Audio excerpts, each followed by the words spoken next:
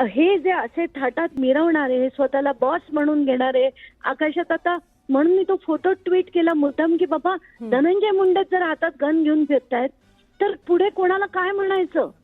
त्याच्यात संदीप क्षीरसागरच्या हातात पण गन होती ते दिसलं. आपण सगळ्या नेते जर आपले हे सो कॉल्ड आमदार हेच जर गन घेऊन फिरायला लागले तर काय दिशा द्यायची आपण आपल्या महाराष्ट्राला.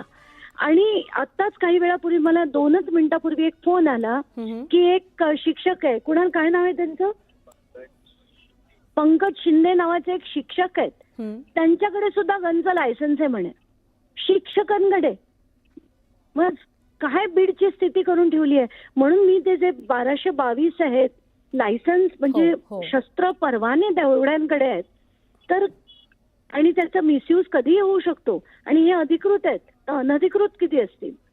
तर ही जी गुंडगिरी आहे, माझं आव्हान आहे मुख्यमंत्र्यांना आणि ते गृहमंत्री देखील आहेत, त्यांनी ताबडतोब पूर्ण महाराष्ट्राच्या जेवढे शस्त्र परवाने आहेत त्याची रिअसेसमेंट करण्याच्या ऑर्डर्स पुढच्या 24 तासात द्याव्या.